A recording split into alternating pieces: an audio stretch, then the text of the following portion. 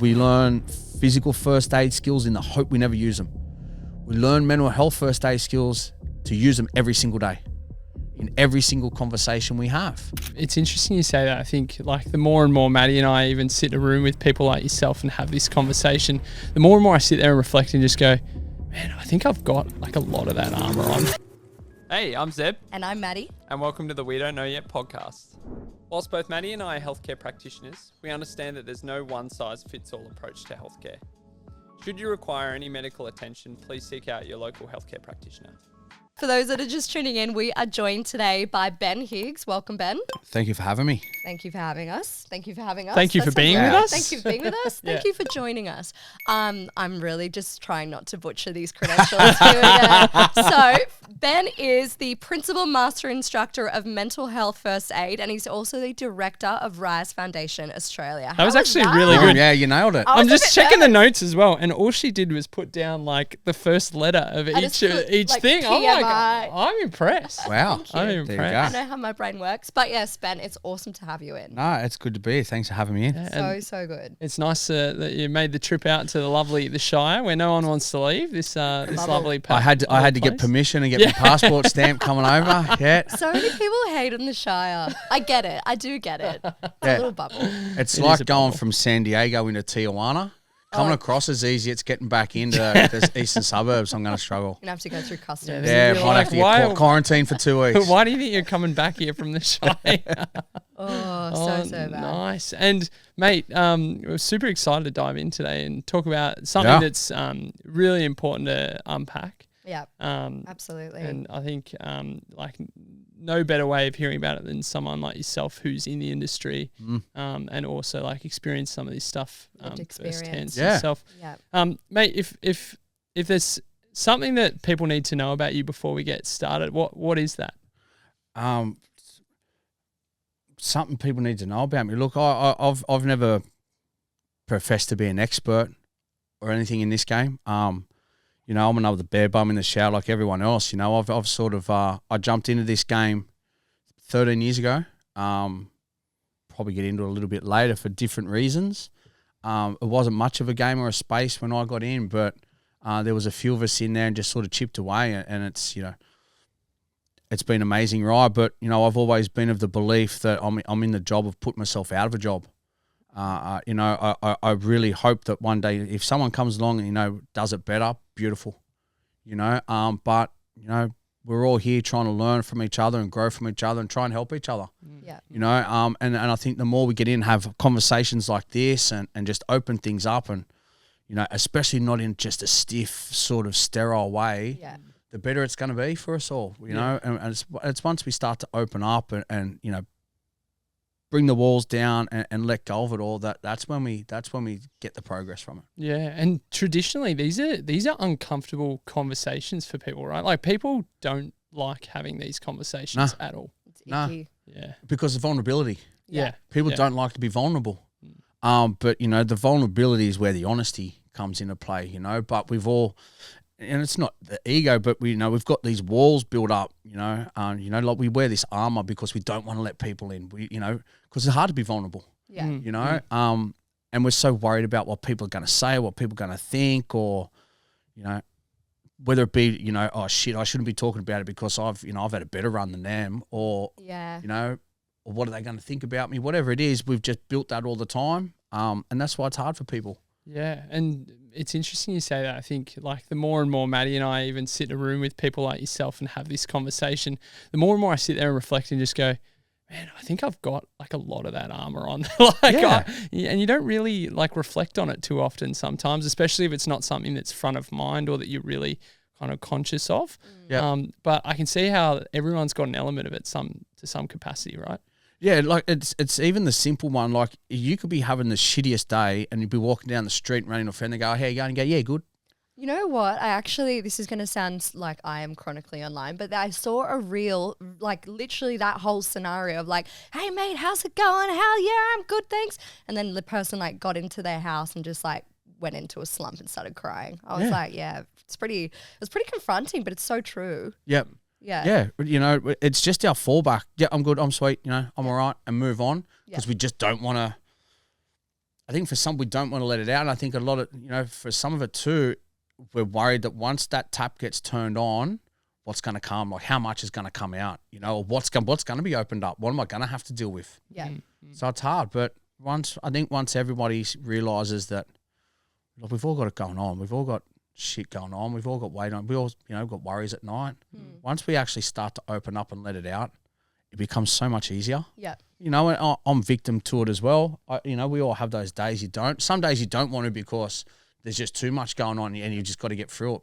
Cool. But once we start to pull those onion layers back, it's unreal. Yeah. And like you said, sitting in here in a room with people, and once people start to open up, that's when we connect. Yeah. And I'm lucky. I'm lucky in that because I get to do it nearly every day. And so many, it's been asked of me before, do people treat you different or talk to you differently because you are open about your life and you talk about it? And it's like, yeah, they do. They do treat me different because they're open to me now.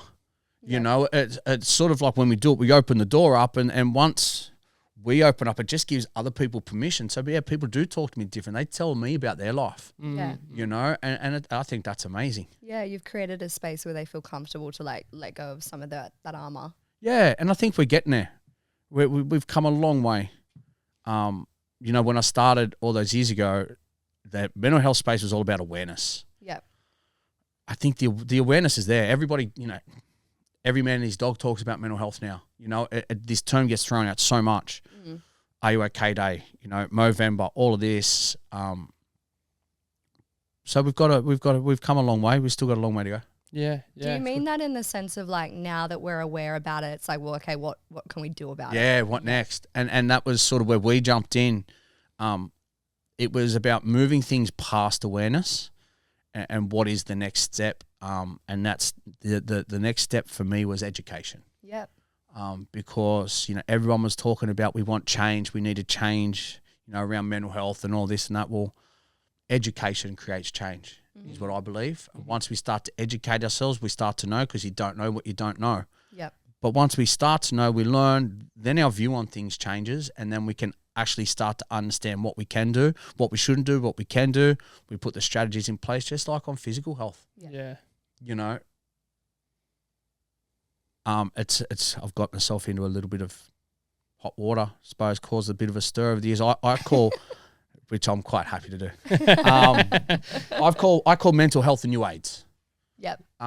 If you look back 20, 30 years ago, how we view AIDS and HIV, Yep. it was completely different to how we view it now. Yep. Because we educated ourselves and we learned about that illness. Yeah. It was in the 80s, there was a photo of Princess Di in the newspaper and she was shaking a guy's hand that had AIDS. Yep. Newspaper read she was going to catch AIDS. That's what we thought. Yeah. You Yeah. catch There's AIDS no by shaking a education. guy's hand. Yeah. And so I think in 20, 30 years, we'll look back on now and view mental health the same as what we used to, the same way, because we'll start to learn, Yeah. start to educate, and things will get different. Yeah. I love that shaking it up though. I think it's a nice analogy, or like what's the word? Yeah, analogy. Analogy. Yeah. Yeah. I agree. And so, mate, I think there's some false pretenses here, essentially, or people often believe that to be in this space or to be working in this space, like you have to have some sort of trauma, you have to have some sort of past history, some sort of like tie to it in a way that kind of really kind of puts something in place or ingrains something as you grow up. Yep. Like your like childhood, everything like that, I had a good childhood. Yeah. I come from a good family. Yeah. I grew up at the beach. Yeah. You're therapizing him. Yeah. But that's what I mean. And I think there's a bit of a misconception around it. Like, there's also that imposter syndrome too that, oh shit, I haven't had such a bad life that these other people have. Who am I to talk about it? But yeah. we've all had a life. We've all lived. We've all had our worst day. We've Yeah. all had our worst experience. Yeah. It's just we've all got different reference points. Exactly. We've all got things going on. We've all got worries. We've all got stress. It's just everybody's a bit different. Yeah. I do think it helps to have a bit of lived experience around it. Yeah. We all do. There isn't a person in this world that doesn't have some connection to suicide. Yeah. Yeah.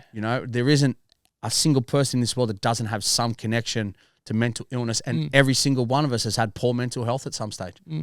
So we can talk about it from that experience side of it. Yeah, and I suppose like where I was going with that as well is like from a context of, like you said, you know, we spoke a little bit off air, and we've heard some of the stuff that you put out as well. Like you did have a really like good childhood, like a really good kind of family life, and like you said, you know, we all have our own experiences with mental health to some capacity, but like setting the pretense that we kind of have to have something personal happen to us in a sense of a trauma or something like that to really, you know, promote that kind of involvement in the mental health space doesn't like kind of seem like it's always the case. No, and you know, like some of the best people that work in this space don't have the actual personal story, but they've been the supporter of someone. Yeah. And that viewpoint is just as valid as the person that's lived through it. Yeah. 100%. You know, because for the majority of people, they are that have been that supporter. Yeah. So we need that voice too. Yeah. And it's really interesting you say that, because it always takes me back to Millie? no, I was going to say the episode we did with Samantha, right? And like we were looking at miscarriages and how it's a real personal journey for the one that's undergoing the miscarriage. But then she highlighted the fact, and it was just something that I never thought about before, but you know, the partner, whoever's the supporting person in that person's life is so directly intertwined in that. It's not necessarily something that's directly happened to them, but it is as well, you know. Yeah. You know, sometimes you know, and I think that can actually be the hardest role, because the person going through it, in a sense, knows what's going on.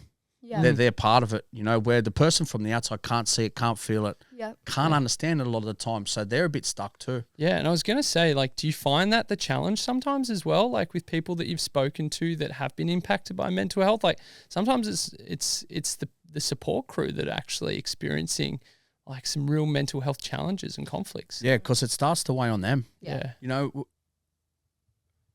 because we go into situations, we go to help people. We're not forced to do it. We go in because we want to help. Yeah. We always go in with the best intentions. A lot of time we get ourselves in too deep. And a lot of times then that starts to impact that person, starts to weigh on them, and then they need help too. Yeah. You know, so it's all of us. But, you know, the lived experience part of it, yeah, I think it does help, because we can talk from a different angle. In all the stuff I do, I base everything around story, you know, and I start my sessions with, hey, I'm not going to make you cry. That's not my story. I've had a good time. Yeah. You know, wait up. I've had a good run of it. You know, but, you know, things happen. You know, I live with mental illness, but I look at it no different than someone with diabetes or asthma. Yeah. It's just an illness. Something you need to manage. Yeah. You know, a kid with asthma carries an asthma puffer. Yeah. They just have to put a bit of extra structure in. I'm the same. I put a bit of extra structure in myself. You know, it just looks different. Yeah. But it's no different. But you know, it's that education part too. Once we start to look at it and view it from that point, that it's just an illness. Yeah. And that it can be managed. Yeah. Just like diabetes can be managed, just like asthma can be managed. Everybody's management's different. Some people worse than others. Some people lighter on. Yeah. But it's no different. But it's learning about it. You know. Yeah. 100%. It's just the kids, especially most kids, aren't educated about their illness. Yeah. You know, if you think about a kid with diabetes or asthma that gets to 18, but imagine that kid has never had their illness explained to them. Yeah. Or they've never been told what to do, what not to do. You know, imagine that kid's had to live their life pretending as if that illness didn't exist. Yeah. That the only time that they could actually, you know, that illness could exist was when they were on their own. Yeah. But that's what happens to kids with mental illness. Yeah. And it wouldn't be helping. No. No. It doesn't, and it just makes things worse. Yeah. You know, because things just get harder and harder as we get older. But we've all got that story. One thing I hate when people say, "Oh, I don't know how they're getting through that." And well, bullshit. Yes, you do. You do know how people are getting through things, because you got through things. Yeah. You don't know the path they took, but the worst day of your life was the worst day of your life, and you can use that. Yeah. Because you can understand what it's like to be in that place. Yeah. You know, you said miscarriage. You know, me and my wife, we've never had to live through a miscarriage, but I've had to lose people. Yeah. So I know what it's like. I don't know that loss, but I know loss. Yeah. Some sort of loss. Yeah. So I can't understand your path, but I can understand how it feels. Yeah. And we can share that. Yeah, absolutely. Yeah. It's a really nice perspective to have, what you were saying around like mental illness is no different to any other sort of physical illness, say, and it's all about managing, because I don't know, you talk to so many people who have, you know, varying degrees of mental health illnesses, And it can be really easy to fall in the slump of like, oh, this is just me for life. Like I'm fucked. Like it can become really debilitating. Yeah. Yeah. I think that because that's an easy way too. It's not easy to keep ourselves well. Yeah. You know, it's hard. And a lot of the times we can just get, and look, and I understand it might be easier for me to manage mine than it is for other people because we're all different. You know, some people it's super hard. Some people can't do it on their own. Yeah. A lot of people can though, you know, but I think the earlier we start to know about it and the earlier we start to embed those strategies, like a kid carrying an asthma puffer or someone with diabetes carrying insulin, you know, that's when we're going to see real big change. Yeah. 100%. What led you down the path of starting take us the Rise back. Foundation Australia. Australia? Back, Yeah, mate. let's roll it right back. I told you we're all over the shop. Wow, some of your listeners probably weren't even born yet. No, look, I'm no psychologist or anything like that. I'm a wharfie by trade. I drove cranes and stuff on the waterfront. I was on the waterfront for 20 years in different roles. I never intended to get into this game, never thought it was a game, never knew it was a game. I left high school and wanted to be a school teacher. You're right. Yeah. And I went and met my dad at the pub one Friday afternoon and he said, enjoy your weekend. You're starting with me on Monday. I turned 18 on the Sunday, started on the wharves on the Monday. But, you know, it was 13 years ago. I lost a really, really close friend to suicide. Yeah. He'd reached out to me, needed help, and because I was so scared of that phone call, not knowing what he was going to say, what I was to say to him, and not even knowing then that two people, especially two blokes, could sit and open up, I brushed his call because I was looking for the right time to have that chat, and I realised now that I was looking for the right time for me to have it, not when he needed to have it. And that hit me really hard, losing him really hard. And me and another friend started some fundraisers. It was concerts at the Coogee Bay Hotel, raising money for the Black Dog Institute. That went for a couple of years. Then about 2 years after that, we lost another really big person in our area, really big character. And so a bunch of us got together and said, what are we going to do? We need to do something for the community. We're going to run the city marathon. Oh, yeah. And then we'd sit in there and sort of, you know, sitting around in a group, ideas start to snowball and stuff. And we're like, yeah, the marathon would be good, but after that day, it's done. It's just us. So we started a treadmill run. It was a 24-hour treadmill run.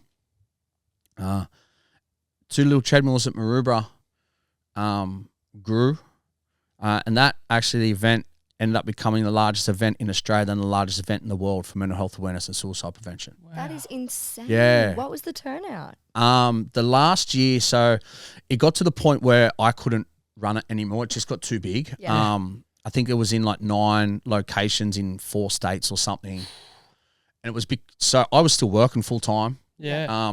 Every cent was going back to Suicide Prevention Australia. So we were just, it almost broke my marriage down. Another bloke lost his marriage. Like it was full on Yeah. because it just exploded. Yeah. And so we partnered with Anytime Fitness. They took it over. So the last time I think it was 500 Anytimes. Wow. Yeah. It's amazing. It's huge. That's nuts. And then me and the guy, Aaron Spook, who we started it, we were the perfect partnership. He loved being in front of the cameras and talking to people and stuff. Yep. And I liked being in the background. Yep. So we worked unreal. But different things happen. And Spook had to go and look after himself for a while, and I was thrust into the front of it. Yeah. But I sort of realised that the space I was in, I really enjoyed it because I saw the benefit. And from a personal side and a selfish side sort of thing, it allowed me to start to work out what was going on in my life. I'd lived this way for all of my life, as long as I could remember, not knowing what was going on. Just knew I was a bit different. You know, and I was lucky because of the work I was doing with the Black Dog Institute. I was diagnosed with type 2 bipolar.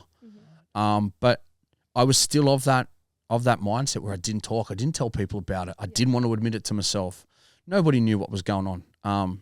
You know, everything I tried to do, we talked before about putting that armor on. I was the poster child.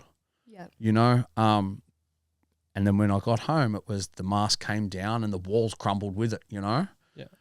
And so being in that space, it allowed me to actually start to look inside, and I was connected with so many different people. I was so lucky that I was afforded the opportunity, you know, working with Black Dog Institute and Suicide Prevention Australia and stuff. And I loved it. I never liked being a wharfie.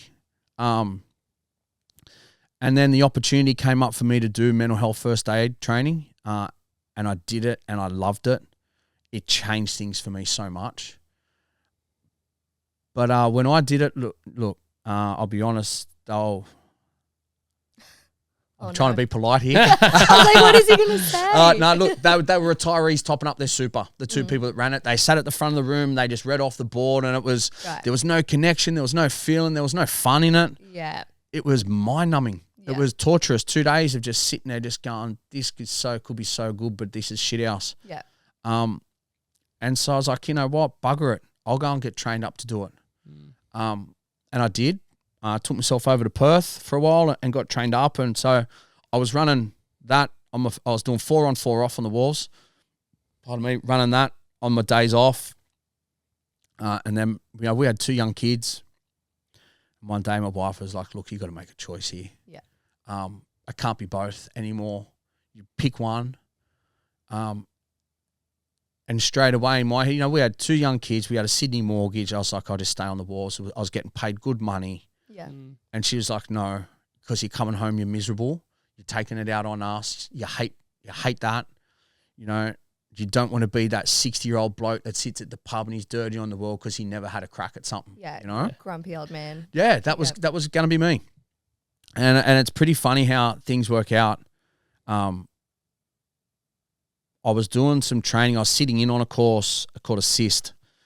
And there was this woman in there. Every time she got a chance to talk, she was just, but where I live, I'm isolated. There's no one there. I've got no help, this. And it got to the point where at the end of the first day, every time she spoke, everyone rolled their eyes and I'm like, fuck, here we go again. Right.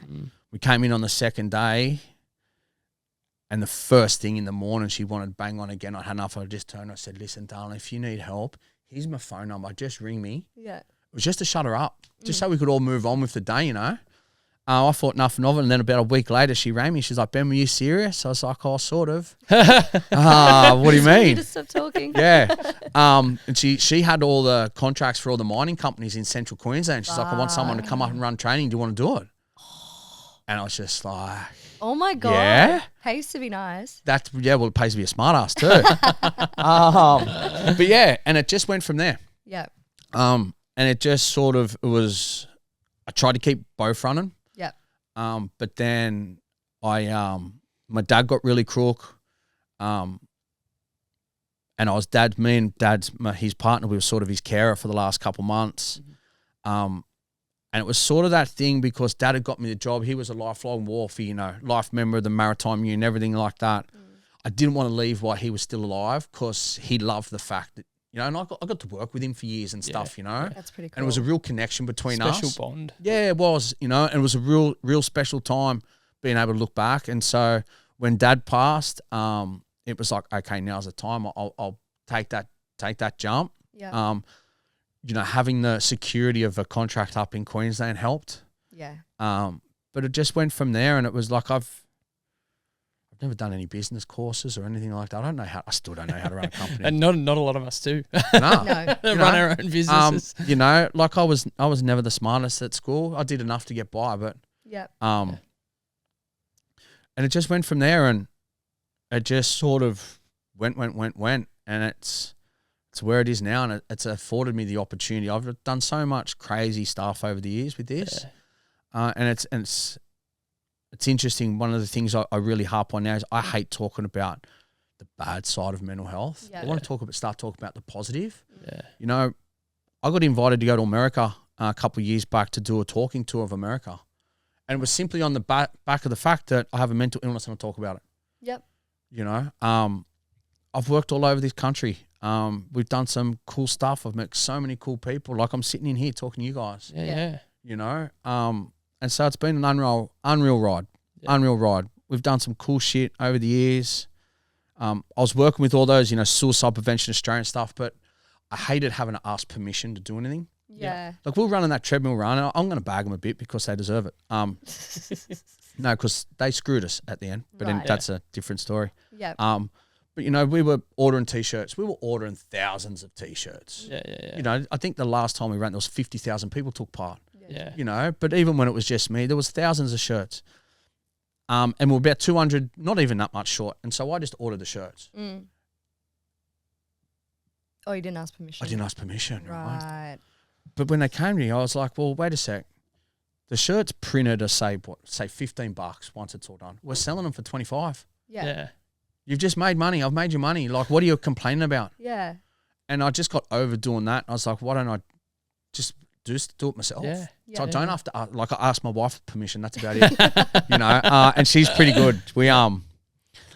We've labelled her the voice of reason and the crusher of dreams. The voice of reason and crusher of I was about to say she sounds like an absolute legend. She is. No, she's a gem. She's a gem. I wouldn't be here. I literally would not be here if it wasn't for her. But you know, she has to be the sensible one. Yeah. You know, like Robbie, one of the guys that was working for me. She came in one day and we're sitting there and we're looking at hovercrafts. We're going to buy a hovercraft. Right? We're going to get this hovercraft brand. She's like, you were idiots. Like, what are you doing? You can't, you know. Yeah. So she's the voice of reason, but the crusher of dreams. Hovercraft dreams. But she fully supports it too. Like, Yeah. you know, I just come up with things. I get things in my head, and I want to do it, and we do it now. But it works and it's worthwhile. So good. You know, I think we're just doing the numbers the other day for this year. Like, I think just with one company, we trained over 500 staff in mental health first aid. You know, that's just one company. That's amazing. You know, and we look, and those people have got families, and they go home and talk, and it spreads out from there. Yeah. So it's the best. I love it. I love it. And like you said as well, I think it's such a great community side of things from the mental health perspective, or the mental health first aid perspective, because like you said, you're all on the same team. Like, everyone in the mental health first aid space on the same team. You're all working towards the same goal. The more of you that are out there actually having this conversation, the more that message spreads and hits people. Yep. You know, where it might not have hit some of those people before, right? That's it. You know, like, so we do it. Like, we got the mental health first aid 2 days. We got mental health response. It's 4 hours. We do workshops. Like, last week I was up at a mining camp up in Gunnedah. Oh, yeah. Yeah. I Yeah. don't know where Gunnedah is. I've got a family member out in Canada. Okay. It's like 5 hours northwest. Right. Okay. Yeah, so up near Tamworth. Yeah. Cool. You know, then I'm in a corporate setting, then I'm in a school, coming and sitting in a room with you guys, and, you know, all different sorts of stuff, and it's unreal because we just get to, I get paid to talk. I can talk all day. Yeah. Same. I think why we do this. my wife doesn't like it, but I think it's a good quality, you know, but we do, and we just get to connect. You find people, like every space, there's people that shouldn't be in it, people in it for the wrong reasons. Yeah. Or some people come in for the right reasons, but it just doesn't suit them. Yeah. You know, but we've got a really good crew now, a really good core crew of people that we all do it differently, but we've all got the same focus. Yeah. You know, we all want to move in the same direction. Like, even though we do it differently, we can rely on each other. Like, I'll ring them and go, hey, mate, you know, gigs come up next Tuesday, but I'm busy. Can you do it for me? Yeah. They go, yep.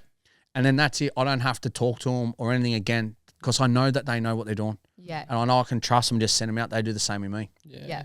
So it's smart. Yeah. I really like what you said before about the fact that, you know, you hate that mental health's only ever spoken about in like a negative sense, because you look at like the massive influence that you get to have as a mental health first aid instructor or someone coaching or educating people around mental health.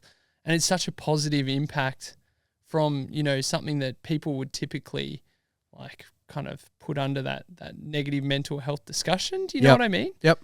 Yeah, and I think that's sort of, it's where that makes it hard for people to open up to, I think, is that, oh, shit, they've just told me they've been through this, and this. Well, my life's not that bad, so I won't talk about it. Yeah. But your life's been just as hard for you as theirs was for them. You know, that's just, as we said, that's your reference point. Yeah. But so that stops us. But, you know, and it's not a competition, you know? Yeah. And like you said, you told me I'm allowed to swear, you know? It's not a dick swinging competition. Yeah. You know, but that's how it gets sometimes. Oh, for sure. Oh, well, but, you know, you had, you know, 2 car accidents. I've had 4. Yeah. You know, but But if we talk about the positive side too, it's easier to open up. Yeah. Yeah, 100%. You know, because we've all had good days, we've all had bad days, we've all made mistakes, all had made good decisions. Yep. Yeah. We talk about it all. Yeah. You know, and we'll find in there that that's where all the good stuff is. You The know, commonality is you all get through it, right? and if we're opening up about the fun stuff, the lighter stuff, it then makes it easier. So then, if we want to talk about some of the darker stuff, it's easier. Yeah. Yeah, 100%. I think it also is like bringing it back to like, even though you might reach your lowest point, like everything eventually does always come out. Like you come out the other side, right? Yeah. Hopefully, Yeah, hopefully. you know. Yeah, And for some people, it's easier than others. Some people, it's harder. for sure. But it's sharing it all. You know, if we're going out and we're talking to someone, I'm not saying you have to do what I do. Yes. But if I'm talking about things that I do to look after myself, Yep. it may give you some tips, some inspiration to go and try something. Yep. Or you may sit there and go, oh, no, well, I've tried that. Didn't work for me. Yeah. Yep. I go, well, sweet. Well, that's one thing. You tick that off the list. Don't try it again. At least Yeah. you tried. You know, yeah. but and then you might start to then open up to me about things you try and go, okay, well, maybe I can try that. Yeah. You know, And when you guys are in the school setting, like how do a lot of your presentations differ? Because you're reaching Less a very F words.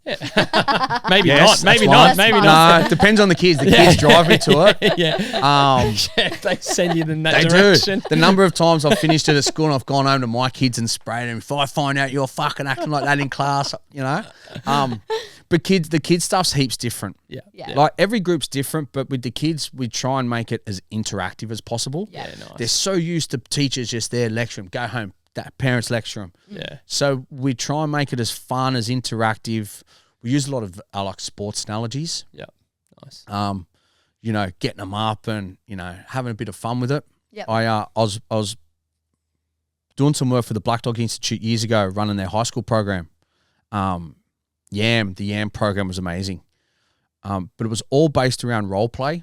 Right. Yep. And because they're the peak body, they done the work and they brought the program out from Europe where they trialed it in I think it was 7 or 10 European countries.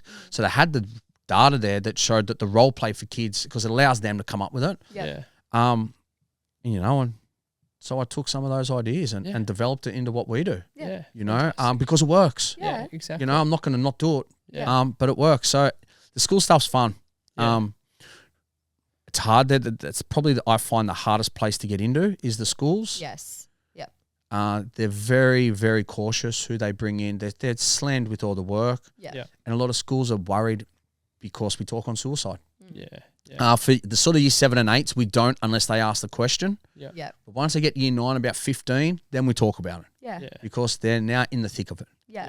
yeah, But we talk about it in an open, and you know, it's not a lecture, and it's not fucking you can't do this, don't do this. It's Yeah. if this happens, this is what you can do. You know, you know, like this the sports analogy we use it. You know, if you get hurt, you feel a pain in your hammy, well, you don't stay on because you're going to be out longer and you're going to hurt your team. You put your hand up, coach. I'm a bit sore. Need you to look at it, and you come back quicker. Yeah. yeah, Same as life, you know. yeah. Yeah. So it's using that sort of stuff. Yeah. They're pricks. Some of those kids are pricks. Kids can Hard be work. so I'm so glad I'm not a school teacher. Yeah. Speaking about wanting to be a school teacher Nah, when you exit high give me school. 1 or 2 days and I'm out of there. I think earlier this year I did a couple of high school workshops and I was like packing it. I was so nervous. I was all sweaty. I was like, kids are fucking terrifying. And they can smell it on you. They Yeah. can smell it. It's They're like horrible. sharks with blood in the water. Oh, it's so bad. You start to get the clammy hands and they Yeah. start looking at you funny. Yeah. yeah, Yeah. horrible. But I think it helps a bit for me. Like I don't look like a school teacher. Yeah. Yeah. And you know, I say to them from the start, hey, I'm not your teacher. I'm not your dad. Yeah. I'm not your brother. Yeah. Like, but I'm going to show you respect. You show it back to me Yeah. and we'll have fun. But if you're not, Yeah. I'm going to talk to you like me, like, you know. You little shit. Yeah, yeah. I'm happy to throw you out. Yeah. I'll put you on show. Get up and talk in front of the class. Yeah. Yeah. You know? But I do the same to adults too. Yeah. Yeah. You know, because some adults act like kids. But 100%. yeah. But it's different. You know, the corporate stuff depends on the group. Yeah. Like, you get people come in and their boss has told them they've got to come do the training. Yeah. And so they're standing, what am I doing here? This is shit. Fucking, what about all my emails? Stuff like that. Where you get others that they've put their hand up and said, I want to do it. And so half the job's done because they want to be in that room. Yeah. Yeah. Do you feel like the environment's changing a little bit out there, just from the perspective that I feel like especially since COVID, right? And like we were talking off air before about how you know, so many different people went through so many different things during COVID. Yep. But I feel like there's a lot in terms of like you said, awareness is out there a lot more these days. Yep. I feel like it's being brought into the spotlight to a point where it's really prominent. You feel like that tune is changing a little bit from the perspective of people being a bit more ready to sign up and get involved in it all? Massively. Yeah. Massively. I think it really pushed it into people's faces. Yeah. And I think now too, because it does get spoken about more. People are realizing that, okay, this is all of us, but people are also finding out now that there is steps we can put in place to make things a little bit easier. Yeah. Which is what we talk on, you know. We talk on this is what it is, sort of do the science behind it, but the big chunk of what we do is, okay, now let's push through in a positive way. Yeah. You know, what can we implement into our life to do, and you know, how do we have these conversations? But people are more open to it a lot. You know, that helps when you've got celebrities and everything like that talk about it because it makes it open. But workplaces are about to be forced to do it. Are they? Yeah, new legislation coming in. Good. All around the psychosocial risk hazards in the workplace around mental health. Yep. So organisations will now have to do a risk assessment, just like everything physical has to be risk assessed. Yeah. All the mental health stuff will be too. Nice. So it's forcing organisations, which is good because all the employees get the benefits from it then. Yeah. Yeah. You know, one of the big outcomes is training, so that's about time. Hello. It's been a long run trying to convince people. But we are. I think everyone's starting to grasp it. Yeah. But there's still a long way to go. Yeah. And we've always been pretty vocal on the fact that, you know, change does take so much time, right? And we often look at how long it took in the medical space for things to be still is. Yeah, looked at from a structural perspective versus pairing that structure with what the cognitive side of things is, the psychosocial kind of influences on it too. Yep. Like you're saying with the workplaces, it was only a matter of time before, you know, all these new changes the contacting after hours stuff and all the different, you know, stand down time or something. You know, you're starting to see all of these changes, and it has taken the awareness has been built up, like you said, over so many years. That now we're actually starting to see some of those policies change in the workplace. Yeah. We during COVID, one of the courses we run, mental health response, we actually got it certified with Fitness Australia. Oh yeah. So that PTs could come and actually get the training, get their CEC points, like their development points. Because we sort of looked at different places where these people should be trained. And PTs was one of the big ones. Yeah. You know, and when we were doing it, we sort of said, well, they have to have a CPR qualification. How many times do PTs use a CPR qualification? Yeah. As against how many times do they come in and their clients had a bad day? Yeah. Or they're in a shit headspace, or, you know, something's going on. Yeah. I think hairdressers should all be trained. Yes. Yeah. Yeah. Hairdressers are like therapists. Right. Tattooists. Yeah. Tattoo artists should all be trained. Yeah. Same thing. Sports coaches. Yeah. Police. Do you know police aren't trained? Really? Yep. That's actually mind blowing. You'd think that would be such a prerequisite. Only one police station in all of Australia has been trained in mental health first aid. That's a little town in central Queensland called Moomba. Oh my God. I trained them. Wow. Yeah. It's scary to think. Yeah. You know, these are the people we call. Yeah. When we need help, but they're not trained. Yeah. You know. I find it really interesting that you talk about the PTs, because you're right, with all of the new research coming out about management and mental health and things like that from an exercise perspective, get people involved in some physical activity, some movement, good for the body, good for the brain. One of the best things you can do for yourself mentally. Yeah. I find that really interesting, because you make a great point. They're the places that people go to try and feel better, you know, get in front of those PTs and kind of lift some weights or move their bodies to some capacity. Yeah, and I love it. I do heaps in gyms. Doesn't look it, but I do. And because it allows us, we use actual weights as analogies, you know, I get someone up and we put a barbell across their shoulders. Yeah. That barbell's now your mental health. Yeah.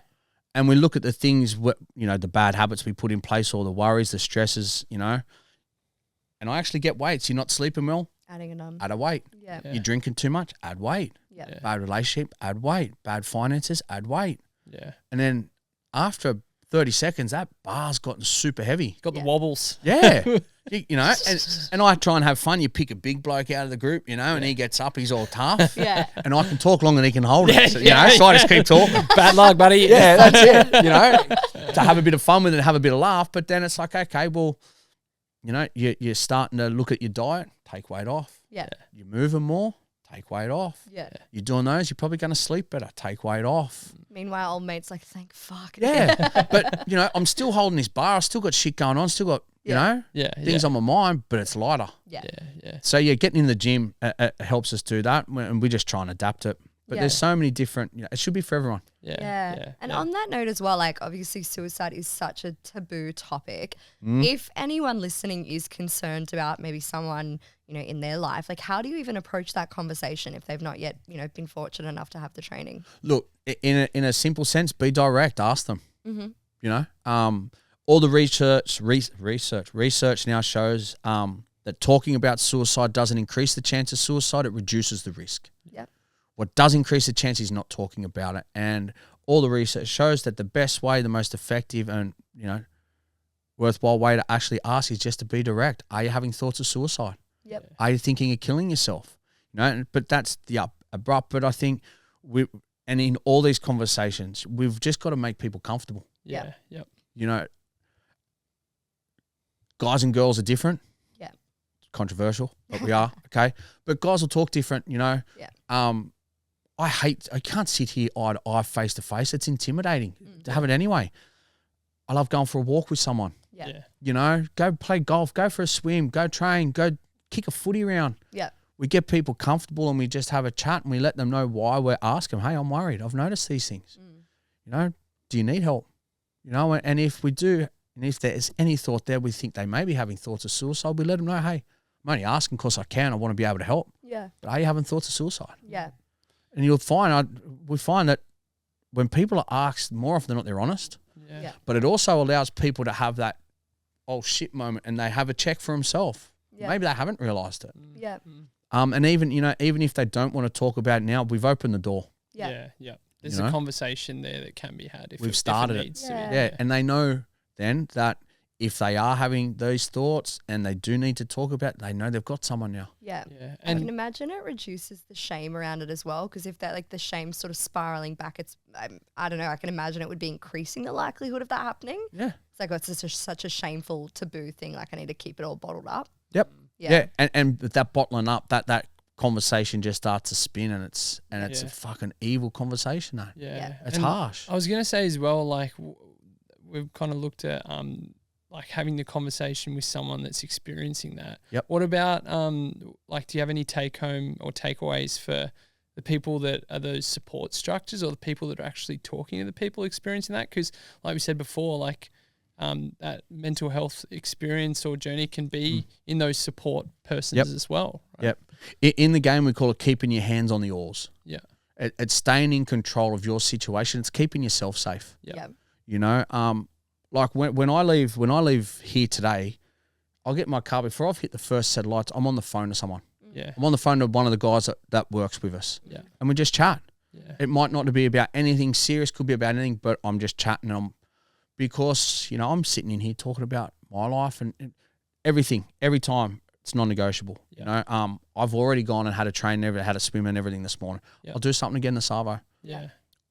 We have to put these practices in place, even if we are the support, because it wears on us. Yeah. It weighs on us, you know, and it starts to make us fucking feel heavy and start to fucking work things. We've got to keep ourselves safe. Yeah. And then conversations, you know, all these years in the game, it's conversations and putting the right strategies in place is how we keep ourselves well. Yeah.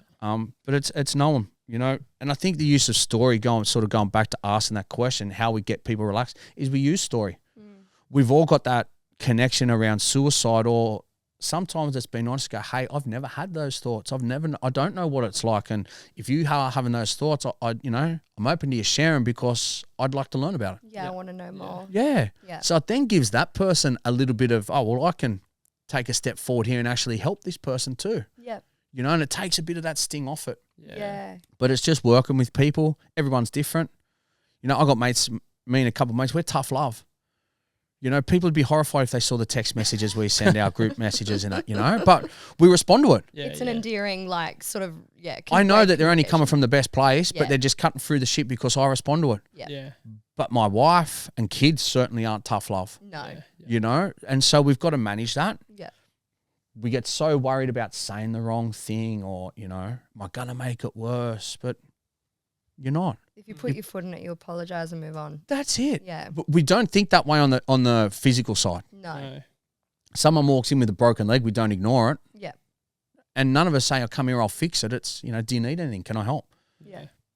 It's the same here, Yeah. you know, just changing the way we think about it. Yeah, I really like that. You know, just changing, instead of trying to have mental here and physical here, Put it together. we're human. Yeah. It's all connected, Yeah. you know, and we all go through it. Like I've never had cancer, so I can't talk from a personal experience of cancer, but I've lived through my dad having cancer. Yeah. So I can talk from that side. You know, I've seen friends go through it. Yeah. I've never been divorced. Yeah. You know, so I can't talk from that experience, but I can ask you what it's like. Yeah. Mm. Can listen. Can listen. Yeah. Yeah. You know, I think that's, you know, empathy. Yeah. Is where we need to get to. It's lowering our own walls, bringing our own walls down to help other people bring theirs down. Yeah. Yeah. Love that. And if someone wants to do that, I don't know the right way to say it. Like, if someone wants to sort of support the mental health of their local community, I imagine it's somewhat similar to what you were just saying. But are there any like ways that they could do that? Yeah, go out and start a walking group. There's not enough. Yeah. Nah, that was a joke. Oh, I was just going a to say, I was joke. like, fuck, there's heaps in our Yeah, area. Yeah, they're everywhere now. What are they doing? They're everywhere. Shy And out must be ahead of the game. Look, I bag them too, but they do such a good job. I've done work with heaps of them, and I support them because they work. Yeah. You know. But look, if you want to do it in community, go out and do whatever. Yeah. Like, Just give it a crack. yeah, when I tell people about that treadmill run, it's not a brag. Yeah. But I'm a bum kid from the beach in Maroubra. Like, if me and my mates can do it, anyone can do it. Yeah. You know. Movember was started by two blokes sitting in a pub. One bloke bet his mate he couldn't grow a mustache. Really? Yeah. But that's how it actually a pretty cool starts. origin story. Yeah. But yeah. that's how all this stuff starts, you know? Yeah. Or it's being honest about yourself and starting to talk about your own life and what you've been through. Yeah. You know, because it's not about bragging, it's about saying, hey, well, now that I've shared mine, you can come and share yours because I'm open. Yeah. 100%. It's just doing whatever, finding a way to do it. Support a, you know, support a charity, support an event. Yeah. Go and do some training. Yeah. You know, or you know what, simple check in on people. Yeah.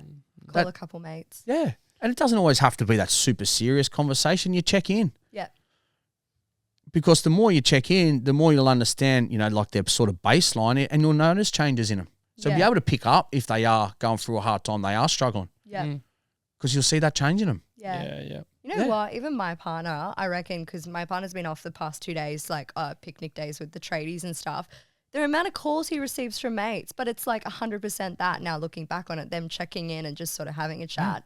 Such Yeah. like a incognito way of, I don't know, checking in. I like it. Yeah. I've got a group, a WhatsApp group, Yeah. one of the multitude. But what we do is each day you just write a number between 1 and 10. Mm-hmm.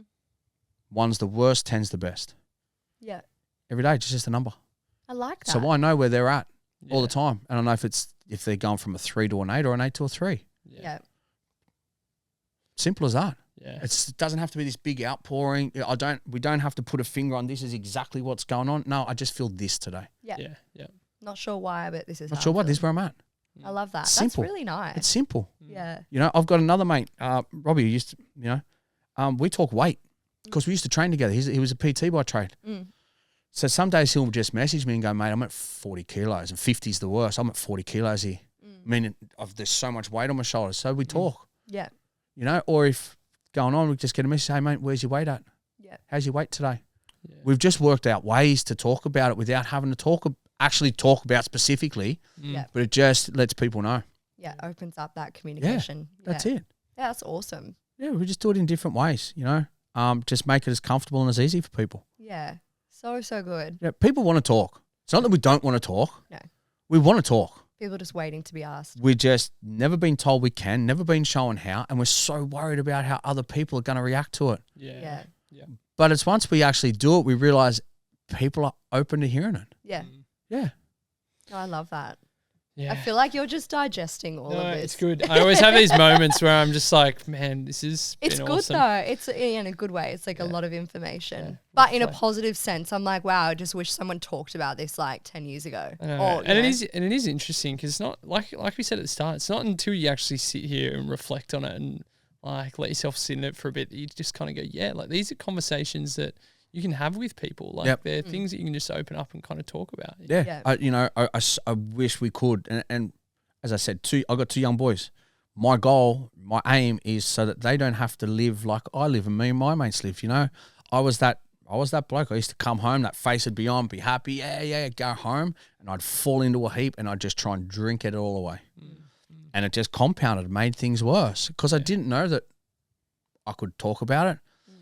You know, my mates, it was who was the craziest, who was the loudest, who was the best fighter, best surfer, best footy player. That was what it was about. Yeah. Now that we're older, it's different. Everyone's broken down those walls. Yeah. You know, but we've just got a long way to go. Yeah. We just got a long way to go. We're getting there. You're doing such a good job at like breaking down those barriers, though. Yeah, absolutely. Yeah, you know, and it's good. There's people get into it. Some people get into this, but a lot of people get into this game for the right reasons, and it's sad to see because they don't realize all the other stuff that comes with it. Yeah. Oh, it's mad. You get to stand up and talk in front of people, but they don't see, you know, it's the 10 conversations after it where people just pouring stuff out. And you have to hold all of that. That you've got to process and put into place. So I'm very clear with people that I'm not a psychologist. Yep. I can only do so much. I'll point you in the right direction. Yep. But people, that's, you know, once we talk, it opens the door for people, and then they will, and then we push out, goes from there. No one's worried about talking about a bad back now. No. Mm. No. No one's worried about saying they've got asthma or diabetes. No. People open about cancer now. We used to hide it. Yeah. This is just fallen, you know, fell aside. We're getting there. Yeah. Getting there. Mental health will be the same. Yeah. Mate, unreal. I feel like we've unpacked heaps today, which has been awesome. Yeah. If people want to check out some of your stuff, where can they find you? We have a very small presence on social media, Rise Foundation Australia. I'm not good at social media at all. Social media guru. Yeah, if there's any add that to your credentials. if there's any young social media influence out there that want to take on a, you know, mental health not for profit, let us know. But yeah, look, we're out there. We're just doing what we can. Nice. We have a little bit on social media and stuff. We'd like to jump in and collaborate with people. We just did a clothing run with a mob called Endless Story. Oh, So we're doing good work for Mental Health Month. We designed 2 T-shirts and a hat.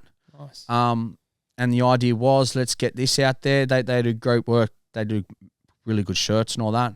But the money we raise, we then put back into free training for people. Yeah, nice. Cool. You know, a young bloke, Pete, from the Central Coast, just did a walk from Maroubra to Erina. So he did 120 Ks in 24 hours. Jesus. And he finished, no thanks. You know, but at the end, he finished at a gym, and all the money he raised, his local area donated, it was a free training session at the gym. Yeah, it's awesome. So we love doing that sort of stuff. You know, for me, I can go to the corporates and they pay and stuff. They pay the bills and everything like that. But they allow us to then go and do the community stuff. Which is hard. We've done, you know, over the years, we've been able to do some really good stuff. We walked from Gold Coast to Sydney a couple of years ago. Over how long? Yes, it was 60 Ks a day for 15 days. Far out. How were the feet at the end? Shit house. They went rotten. Blisters everywhere. Yeah, my feet actually went rotten. They call it trench foot. Oh, yeah. So it's like white rot with black through it. Oh. Yuck. Cause, For a great cause. Yeah. But you know, so I'd had a moment, a manic. I was in a bit of a manic episode. Where I decided I was just going to walk to Queensland one day. So I put my shoes on, said goodbye to the family, and went to walk to Queensland. Got to the end of the street, my wife realised that's when I was serious. She's like, oh shit. He's actually going. Yeah. As I said, I get things in my head, I have to do it. So a bunch of us went, no, let's do it properly. So Currumbin Surf Club, Currumbin down to Byron over to Grafton. This is where it got, instead of just going down the coast, we went from Grafton down to Armidale, then Armidale over the range down into Maitland, then over the Central Coast, then down into Sydney. Oh my God. Yeah, it was anyway, but it was, but it was unreal. Yeah. You know, we got to stop at schools, spoke at council chambers, sporting clubs. We slept in swags the whole time. Yeah. But but it was mad. Yeah. You know. Yeah. So we did a country tour of New South Wales a couple of years ago. We're free. We can do whatever we want now. Yeah. But yeah, if anyone ever wants to do, we've got a bloke that's running 200 Ks around the Bay Run around Leichhardt somewhere. Yeah. He's about to do 200 Ks.